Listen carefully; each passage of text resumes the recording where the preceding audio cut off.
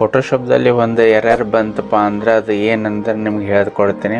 ಏನೋ ವರ್ಕ್ ಮಾಡುವಾಗ ಸೇವ್ ಮಾಡಲಿ ಅಥವಾ ನೀವು ಅಲ್ಲಿ ಕ್ಲಿಕ್ ಮಾಡಿದ್ಕೊಂಡು ಒಂದು ಎರರ್ ಬರ್ತೈತೆ. ಅದೇನಂತಂದರೆ ನಿಮಗೆ ಹೇಳಿಕೊಡ್ತೇನೆ friends. Could not complete your request because there is not enough memory RAM ಅಂತ ಒಂದು ಎರರ್ ಬರ್ತೈತಿ.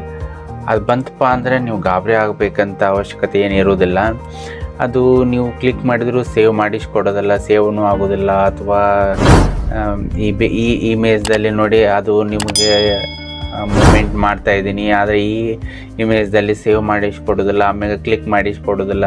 ಅವಾಗ ನೀವೇನು ಮಾಡ್ಬೇಕಂತಂದರೆ ಈ ಫೋಟೋಶಾಪನ್ನು ಕ್ಲೋಸ್ ಮಾಡಬೇಕಾಗತ್ತೆ. ಒಂದು ಕ್ಲೋಸ್ ಮಾಡಿದರೂ ಒಮ್ಮೆ ವರ್ಕ್ ಆಗಲಿಲ್ಲಪ್ಪ ಅಂದರೆ ಅದನ್ನು ಅನ್ಇನ್ಸ್ಟಾಲ್ ಮಾಡ್ಕೋಬೇಕಾಗತ್ತೆ. ಈಗ ನೀವು ಈ ಫೋಟೋಶಾಪನ್ನು ಕ್ಲೋಸ್ ಮಾಡಿ ಓಪನ್ ಮಾಡಬೇಕು. ಅಥವಾ ಓಪನ್ ಮಾಡಿದರೂ ಅದು ನಿಮಗೆ ವರ್ಕ್ ಆಗಲಿಲ್ಲ ಅಂದರೆ ಕಂಪ್ಯೂಟರ್ಸ್ ರಿಸ್ಟಾರ್ಟ್ ಮಾಡಬೇಕಾಗುತ್ತೆ. ರಿಸ್ಟಾರ್ಟ್ ಮಾಡಿದಕ್ಕೂ ವರ್ಕ್ ಆಗುತ್ತೆ. ನೀವು ನೋಡಿ ಏನು ವರ್ಕ್ ಕೊಡ್ತಾ ಇಲ್ಲ, ಆವಾಗ ನೀವು ಸೇವ್ ಮಾಡೋಕ್ಕೂ ಆಗೋದಿಲ್ಲ, ಅದರಲ್ಲಿ ಏನು ಮೂಮೆಂಟ್ ಮಾಡೋಕ್ಕಲ್ಲ. ನೀವು ಪೇಸ್ ಮಾಡಿ ನೀವು ಅದರಲ್ಲಿ ಎತ್ತಿ ಇಡೋಕ್ಕೂ ಆಗೋದಿಲ್ಲ.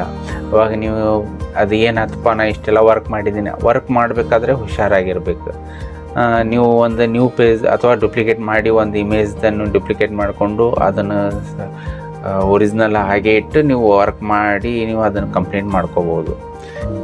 ಈಗ ನೀವು ಅದನ್ನು ಕ್ಲೋಸ್ ಮಾಡಿ ನೋ ಅಂತ ಕೊಡಿ, ಎಸ್ ಅಂತ ಕೊಟ್ಟರೆ ಅದನ್ನು ಸೇವ್ ಆಗೋದಿಲ್ಲ.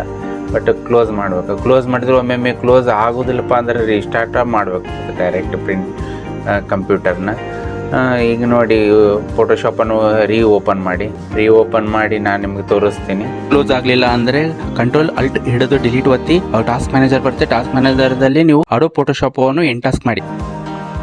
ಫ್ರೆಂಡ್ಸ್, ನನ್ನ ಚಾನಲ್ ಸಬ್ಸ್ಕ್ರೈಬ್ ಆಗಿಲ್ಲ ಅಂದರೆ ಈಗಲೇ ಸಬ್ಸ್ಕ್ರೈಬ್ ಆಗಿ ಹೊಸ ವಿಡಿಯೋಗಳಿಗಾಗಿ ಬೆಲ್ ಬಟನನ್ನು ಒತ್ತಿ ಫ್ರೆಂಡ್ಸ್. ನೋಡಿ ಫ್ರೆಂಡ್ಸ್, ಈಗ ನಾನು ಸೇವ್ ಮಾಡ್ತಾಯಿದ್ದೀನಿ, ಸೇವ್ ಆಗ್ತಾಯಿದೆ. ಸೇವ್ ಅಂತ ಕ್ಲಿಕ್ ನೋಡಿ ಫ್ರೆಂಡ್ಸ್. ಈಗ ಸೇವ್ ಅಂತ ಕೊಟ್ಟರೆ ಏನೂ ಎರರ್ ಬರಲಿಲ್ಲ. ಈ ವಿಡಿಯೋ ನೋಡಿದ್ದಕ್ಕಾಗಿ ತುಂಬ ಧನ್ಯವಾದಗಳು.